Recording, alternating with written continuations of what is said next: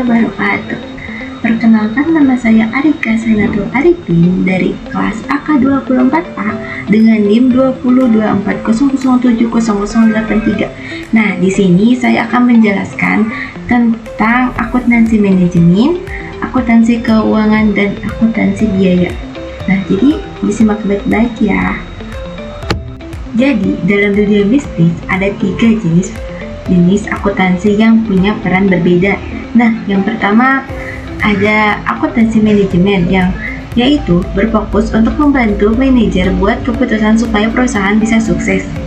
Nah, ini nggak cuma tentang hitung angka, tapi juga informasi dan keuangannya juga ya. Dan yang kedua ada akuntansi keuangan. Nah, di sini tuh lebih ke laporan eksternal buat investor, pemerintah, dan pihak lain pakai standar GAAP atau General Accepted Accounting Principles. Nah, yang terakhir ada akuntansi biaya. Nah, akuntansi biaya ini tuh untuk ngumpulin informasi tentang biaya supaya manajer bisa ngejalanin perencanaan dan pengendalian yang lebih efisien lagi. Nah, selanjutnya ada keputusan strategi dan peran akuntan manajemen. Nah, manajer itu harus punya strategi buat menyesuaikan kemampuan perusahaan sama peluang yang ada di pasar. Nah, akuntan juga berperan penting di sini ya, karena mereka tuh bisa membantu dalam manajemen biaya strategis yang fokus ke masalah-masalah strategis perusahaannya. Misalnya ada yang namanya rantai nilai nih. Nah, atau yang disebut value chain yang terdiri dari beberapa fungsi bisnis yang saling terhubung, dari riset produk, desain, pemasaran, sampai layanan pelanggan. Nah, semua ini tuh penting untuk menciptakan nilai tambah untuk pelanggan. Nah, selain itu juga ada rantai supply atau supply chain yang menggambarkan aliran barang dan informasi dari pemasok ke konsumennya. Nah, selanjutnya ada faktor kunci keberhasilannya nih. Nah, kalau perusahaan mau sukses, mereka tuh harus fokus dalam beberapa faktor. Faktor kuncinya itu ada biaya dan efisien, harus bisa menekan biaya tapi tetap juga menjaga kualitasnya. Nah, kualitasnya itu kan pelanggan tuh biasanya pengennya tuh yang berkualitas tinggi. Nah, terus waktunya juga, waktu pengembangan produk baru itu penting banget. Perusahaan harus cepat bawa produk baru ke pasar. Nah, terus yang selanjutnya juga inovasi nih. Inovasi juga penting banget. Jadi buat bertahan dan terus berkembang itu layanan itu dapat dari inovatifnya. Nah, selanjutnya ada perencanaan, pengendalian, dan umpan balik. Nah, dalam perencanaan ini kita tuh ditentuin tujuan mau dicapai dan cara buat mencapainya. Nah, salah satu alat yang dipakai untuk merencanain semuanya itu adalah anggaran dan budget. Nah, setelah itu tuh ada pengendalian yang artinya tuh membantu ngejalanin rencana dan ngeevaluasi apakah semua berjalan dengan sesuai rencana. Perencanaan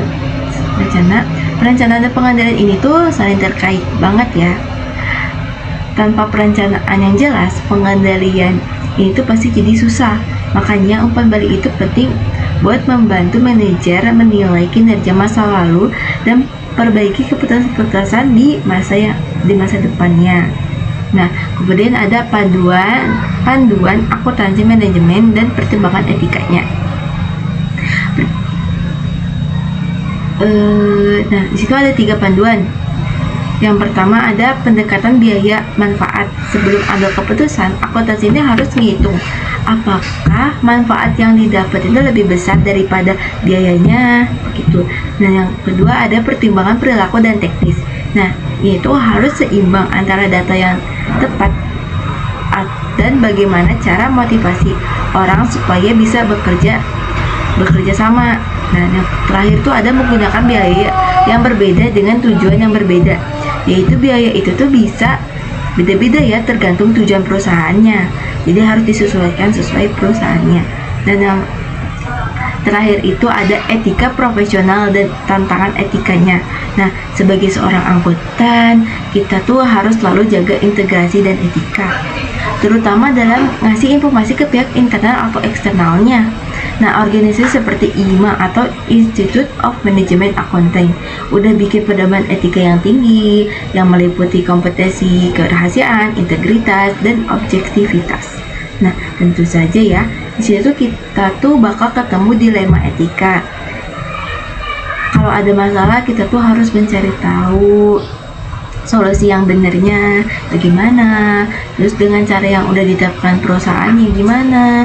Terus kalau masih nggak bisa selesai juga, mungkin langkah terbaiknya adalah konsultasi sama pihak yang lebih berkompeten. Nah, jadi